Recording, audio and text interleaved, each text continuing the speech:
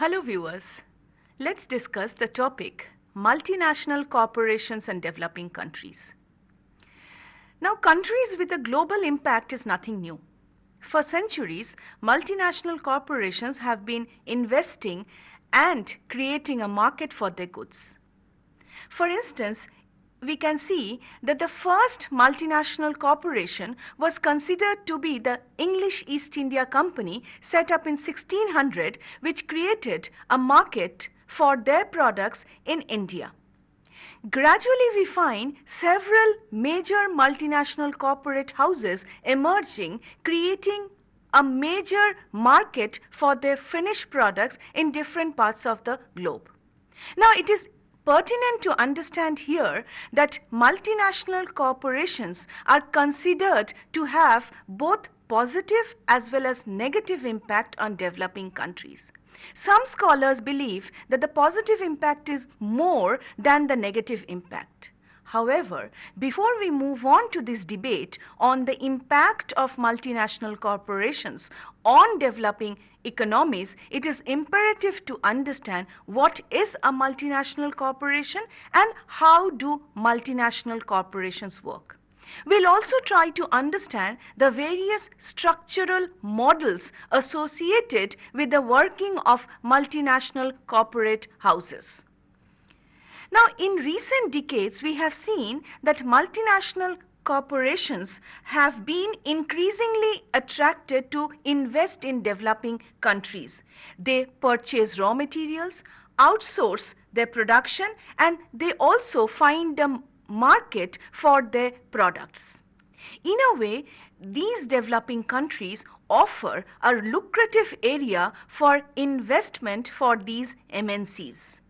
The shift has been driven by a globalizing economy with new capabilities and financial incentives such as tax breaks offered by local governments. Multinational corporations and foreign direct investment have become very popular in the literature on political economy. The increased footprint of these multinational corporations in developing countries has had a significant impact. It has been felt that the impact is more pronounced on the host country, and this needs to be analyzed in great detail. Now, multinational corporations in simplest terms are enterprises which have operations in more than one country. They are headquartered in a single country and have their branch offices and networks in different parts of the world, essentially in developing countries. MNCs conduct a significant portion of their operation in other countries. Therefore, they can have an influence on that country's economic environment, and this is our perspective of study for today. The controversies whether MNCs harm or help development, especially in developing countries, has been examined in today's lecture. Now, recent advances in information technology coupled with deregulation and market liberalization worldwide has fueled an unprecedented growth of MNCs. While some regard them as ruthless exploiters, others view them as benevolent engines of growth. With the MNCs surging ahead by investing hugely in developing countries, today's multinationals resemble very little with the ancestors. They are reinventing themselves in diverse ways so as to suit their interests in a worldwide fashion. In the 21st century, we all know that MNCs have become the central institution of developing nations. A significant number of MNCs started their journey in these underdeveloped countries during the 1990s. The effect of their operations in the developing countries are now assessed quite differently than what was done during the 1990s essentially. We also find that these developing countries also gain a lot through the investment of these MNCs, about which we'll study in detail a little later. In addition, it has been said that they try to create a network by providing different branch offices in different developing countries and provide an amalgamation of consumers and network around the world. Now, we need to understand that not necessarily MNCs always aid development. They are also associated with causing pollution and human rights abuse. But we also need to understand that MNCs today are omnipresent in the developing world. There is also an uncertainty in the way they have been investing and prioritizing in different developing countries. There is no uniformity about how they invest in a particular country, or there is no single sure-shot formula for them to invest in one country more than the other. Now, there are basically different structural models through which these multinational corporate houses operate. The first structural model is for the MNC positioning its executive headquarters in one country while production facilities are located in multiple countries. This is one model. The second structural model is of an MNC to base the parent company in one nation and operate subsidiaries in other countries of the world. This model is about functions of the parent country are based in the country of their origin.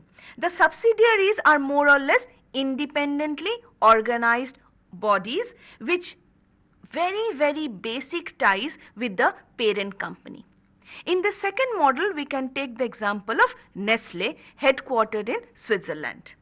The third approach is to set up an MNC which involves the establishment of headquarters in one country that oversees a diverse conglomeration that stretches across many countries, many industries. What we commonly say, diversification plan of the MNCs.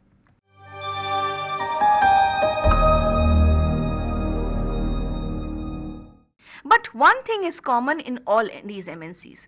The executive headquarters is located usually in a very developed country, while the branch offices or subsidiary offices are mostly located in developing countries of the world.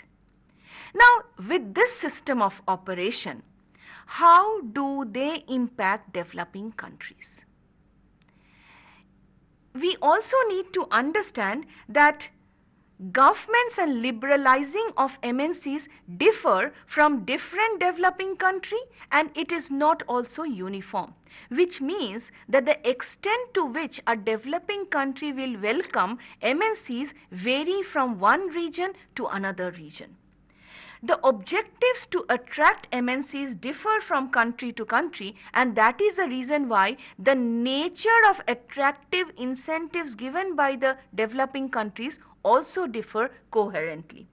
However, one thing is common in all developing countries which invite MNCs, that the trigger is to provide an incentive and an environment to MNCs so that many of the economic problems of the developing countries can be ameliorated with more and more MNCs joining them. And that is the reason why when India went ahead with liberalization agenda during the 1990s, we find the government emphasizing on more foreign direct investment as well as welcoming more multinational corporate houses to invest in India. Now let us first try to understand what are the positive impact of MNCs on developing countries. The first thing is economic growth. It is accepted worldwide that MNCs can provide a stimulus to economic growth in developing countries. According to the report by UNCTAD, World Investment Report, foreign direct investment in developing countries increased in 2010s and stands at nearly $574 billion annually. FDI is thought to bring about varied economic benefits to countries. It can contribute to gross domestic product, gross fixed capital formation, and balance of payments. There have been numerous empirical studies providing a positive impact on the investment by multinational corporates on GDP and FDI inflows. For example, in Bangladesh, the inward FDI inflow as a percent of gross fixed capital was 3.5%, which was attributed to lead higher GDP growth as 6.27% in 2004. Thus, there was a 50% increase in GDP in Bangladesh after multinational corporates started investing there. The second positive impact that we can see is export-based industrialization. One thing that we already know, students, that developing countries, in order to ensure that there are less trade deficits, go in for import substitution programs. Now, import substitution programs can only be handy when you bring about a new program of export-based industrialization. And export-based industrialization in most developing countries are promoted by the MNCs. Building export capacity is very important for developing countries if they want to benefit fully from international trade and investment opportunities. The countries in East and Southeast Asia which have attracted MNCs as part of their export-oriented strategies provided clear evidence that MNCs could clearly assist in export-based industrialization in developing countries. We can take the example of Malaysia and Thailand. Malaysia and Thailand have become a part of global commodity chains linking developing country producers to advanced country consumers. This has benefited the developing countries to a large extent. Thus, we can see that during the late 1980s and early 1990s, many developing countries liberalized their trade policies on foreign direct investment.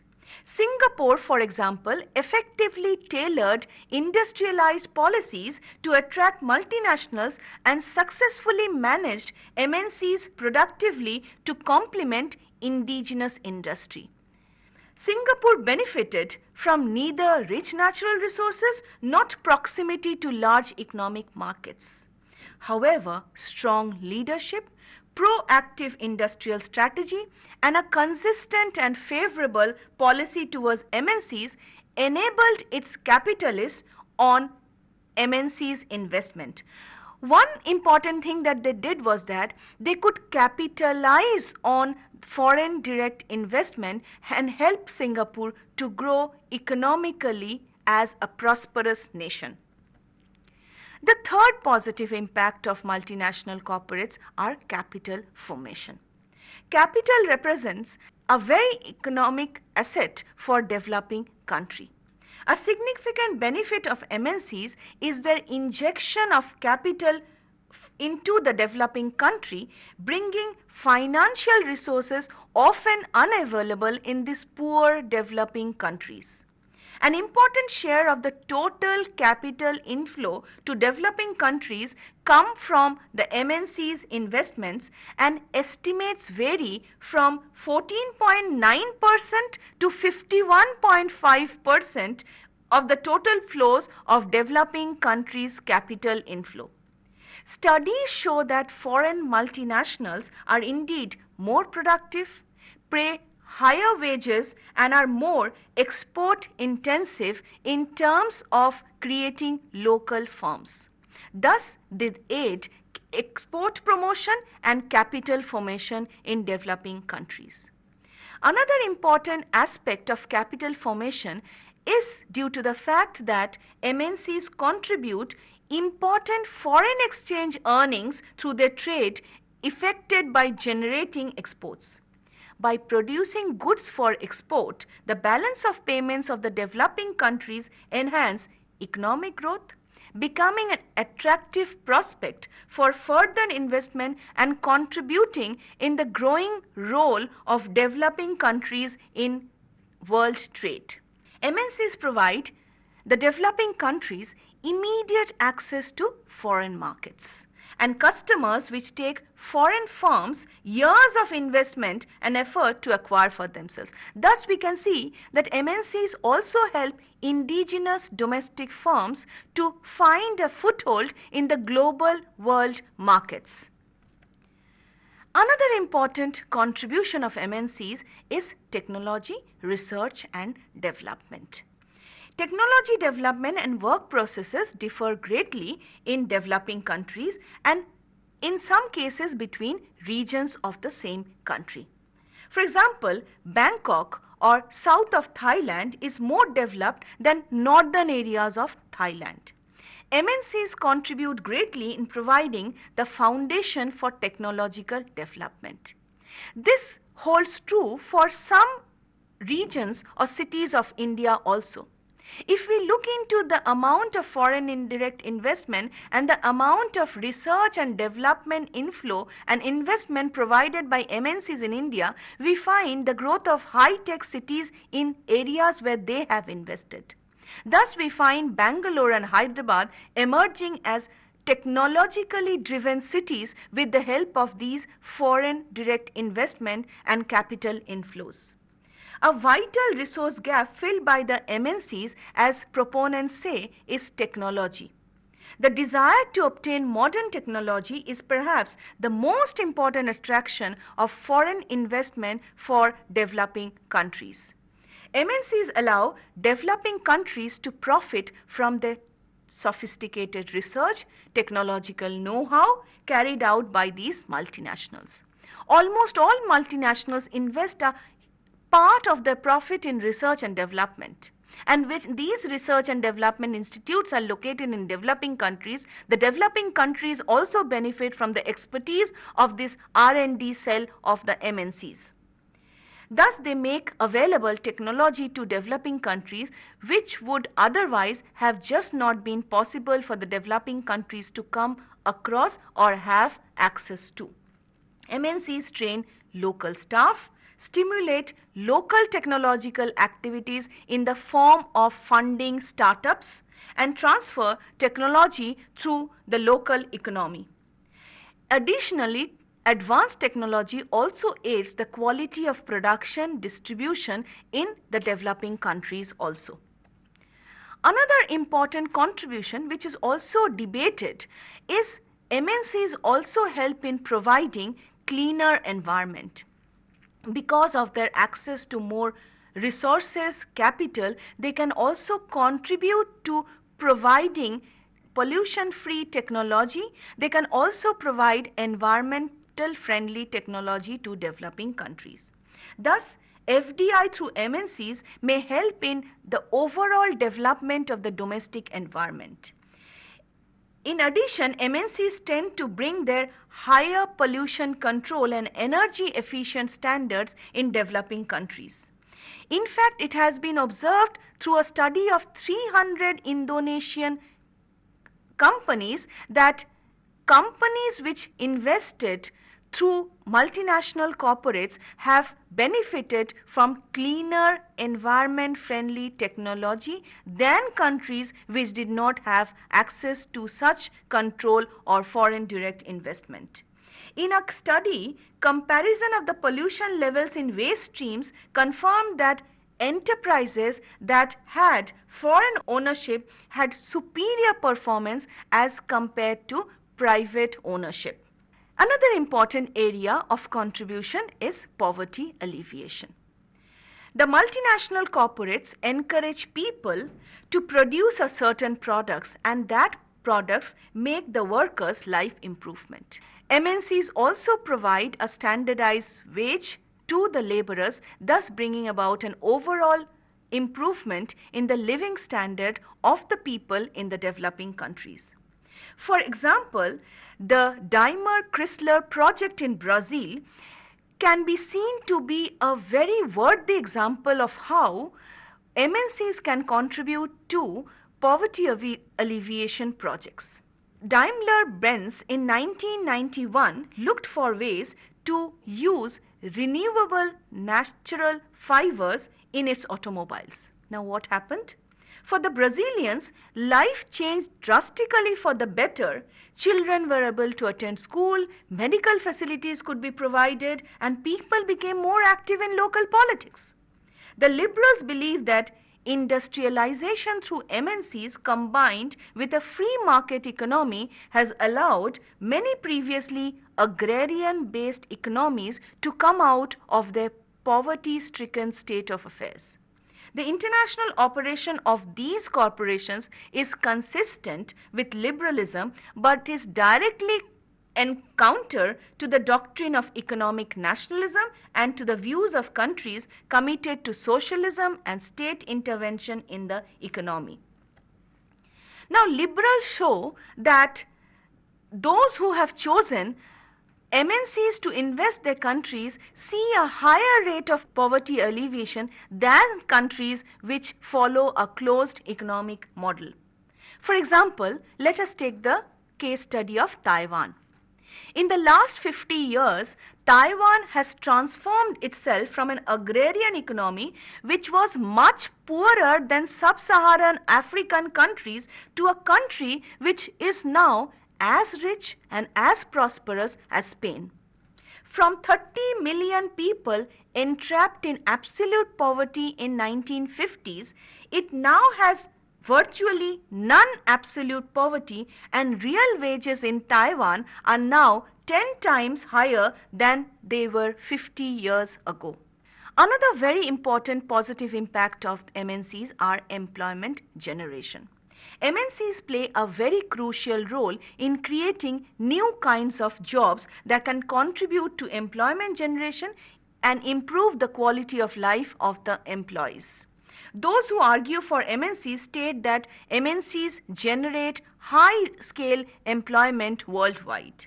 Of the 73 million jobs created through MNCs, only 12 million are located in developing countries, amounting to 2 to 3% of the world's workforce who otherwise would have been completely unemployed. MNCs account for 1/5 of the total all-paid employment in non-agricultural sectors and create a large number of jobs in the manufacturing sector. Supporters say that the creation of jobs, provision for new and better products, and programs of improved health, housing, education for employees and local communities create a standard of living which is quite well off in most developing countries. Having a close look at the empirical data, it is clear that foreign-owned manufacturing companies tend to pay higher wages than indigenous or national private companies. Furthermore, export-oriented multinational companies pay higher wages than non-exporting ones. In 2001, a study found that foreign-owned plants paid 33% more to blue-collar workers and 70% more for white-collar workers than locally owned private industrial houses. Another important area is building competence and skill. Building skill of local workers has proved to be an essential in the successful transfer in the diffusion and transmission of technology.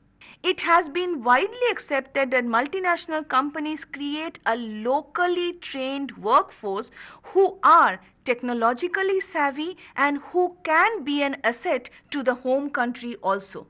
Thus, it can be clearly said that building of competence and skill not only aid the multinational corporations but also aid the developing countries to use this local skill sets to further develop their economy.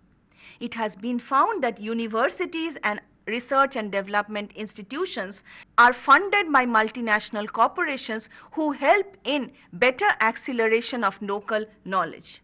It is clear that multinational corporates clearly benefit local employment by garnering local knowledge, providing expertise in many areas which were unknown before. Thus, MNCs are considered to be the right partners in the development process in developing countries of the world.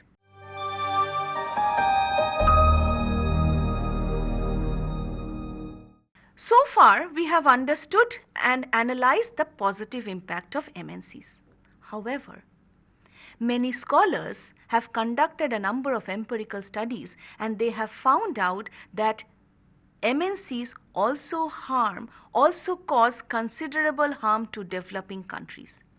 Let us try to understand the negative impact of MNCs on developing countries. The first critique of MNCs is that they prevent autonomous development in developing countries. According to dependency theorists, MNCs prevent the developing countries from achieving genuine autonomous development. I quote, "Dependency is a situation in which a certain number of countries have their economy conditioned by the development and expansion of another, placing the dependent countries in a backward position exploited by the dominant countries." Thus, dependency theorists understand that the current underdevelopment of developing countries is a process within the framework of the global capitalist countries. So, the developing countries remain in an underdeveloped state of affair because that aids the global capitalist project. They understand that global capitalism is a process that generates wealth and development in the industrialized world at the expense of creating poverty in the developing countries. For instance, you can see that multinational corporations prevent local firms and entrepreneurs from participating in the most dynamic sectors of the economy. They use local capital rather than bringing in new capital from outside. They increase income inequalities in the host country. They use inappropriate capital intensive technologies that cause unemployment in the long run. Another important negative effect is outflow of capital. Some critics believe that FDI in developing countries actually lead to an outflow of capital in the long run. Capital flows from south to north through profits, debt services, royalties, fees, and through manipulation of import and export prices. So in the end, there is an outflow of capital from the developing countries to developed markets. Exploitation of workers is another negative impact of MNCs. Critics charge that many MNCs enter developing countries in order to exploit their cheap labor and abundant natural resources. Workers live in deteriorating conditions. They earn a meager salary as compared to their European counterparts, and it has been found that these cheap working conditions also inhibit proper production processes in the sense that workers cannot work for long and reach an early retirement. MNCs also adversely impact working conditions.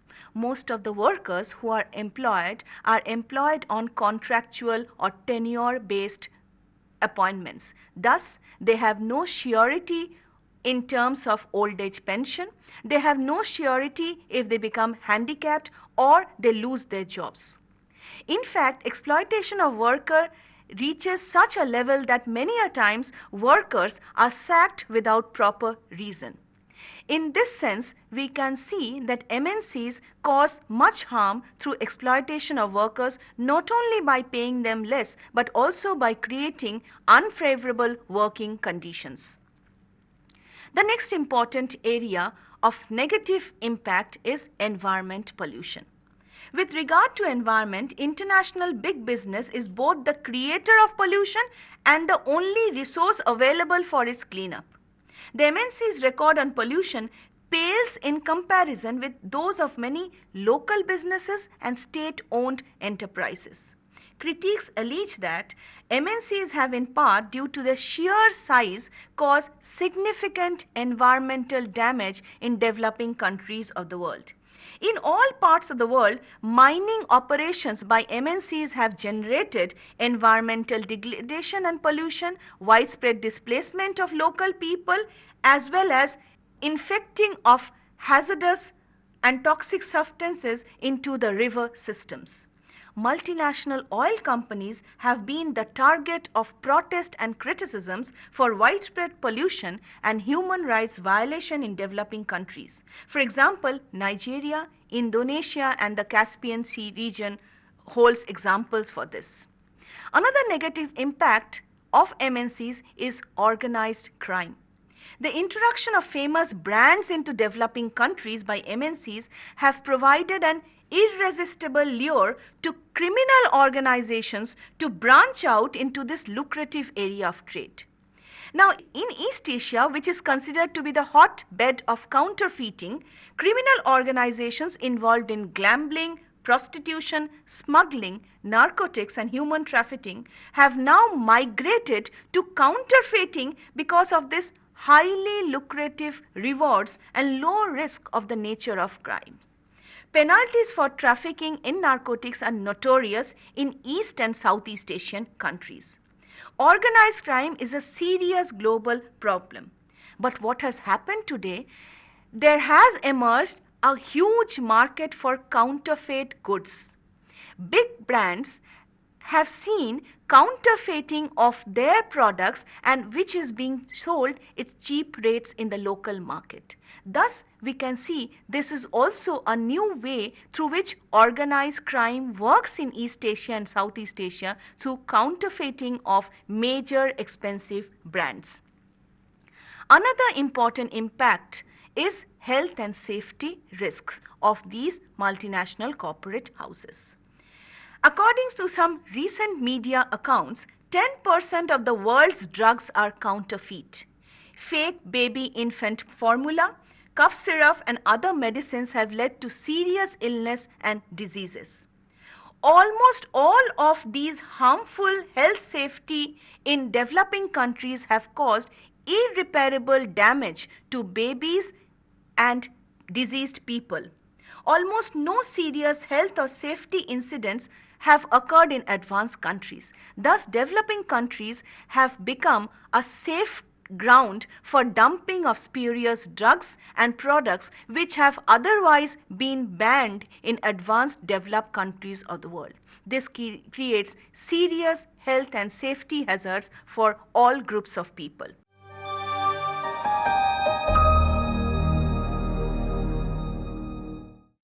Let us now try to understand what we have learned today. Studies on the role of MNCs across decades have shown that the benefit on host countries is neither fully positive nor fully negative.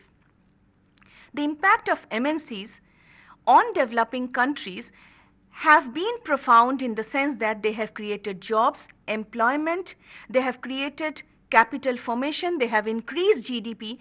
At the same time, MNCs have also caused a number of negative impact on the environment of developing countries. They have caused exploitation of workers by providing them cheap wages. They have also led to creation of outflow of capital at the cost of developing countries. Thus, there is no simplistic analysis to examine the role of multinational corporates. We can say in the end that multinational corporate houses and their impact on developing countries is multifaceted, diverse, and complex. Thank you.